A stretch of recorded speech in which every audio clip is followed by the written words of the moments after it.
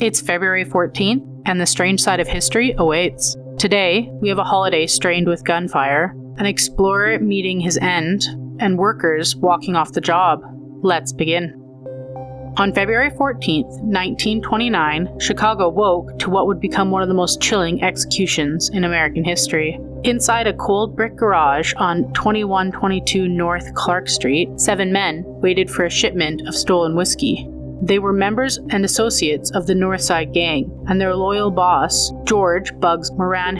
Witnesses saw what looked like police officers entering the building, but this was no routine raid. Inside, Peter and Frank Gussenberg, Albert Kachelek, Adam Heyer, Albert Weinschak, Reinhard Schwimmer, and John Mary were ordered to all face the wall. Believing it was a standard shakedown, they complied without resistance, and seconds later, the room exploded with gunfire. 2 Thompson submachine guns and a shotgun roared bullets through the brick and bone.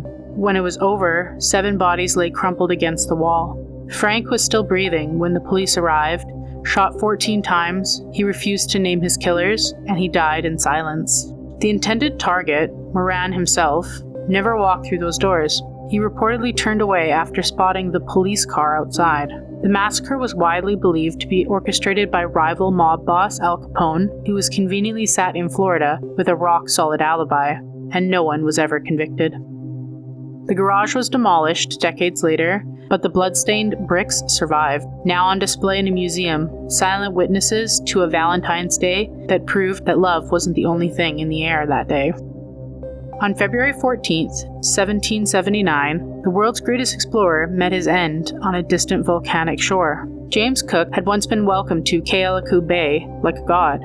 His arrival months earlier had coincided with the sacred Mahiki Festival, and many Hawaiians saw him as a divine figure. But when Cook returned in February to repair a broken mast, the festival had ended, and the welcomes had vanished.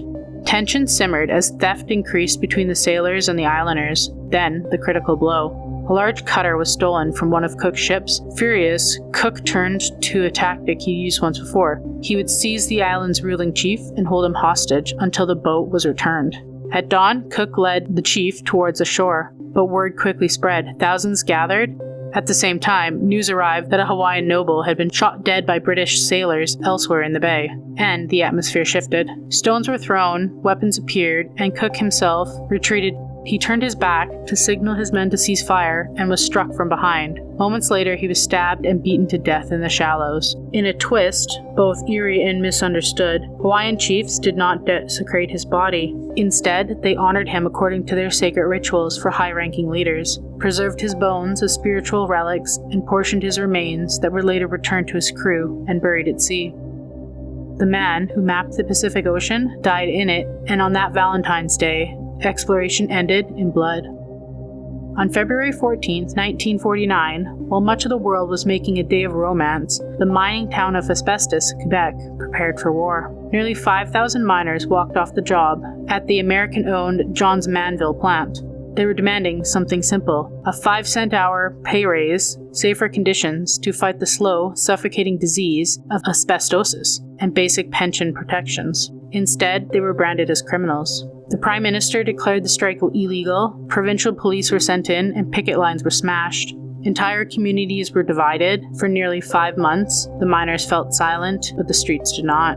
Then something unexpected happened. The Roman Catholic Church, long allied with the government, began siding with the workers. Archbishop Joseph Charbonneau urged the faithful to support the strikers. It was an unprecedented fracture of Quebec's power structure, and by July, the strike ended with only minor gains. The miners returned underground, but something irreversible had begun.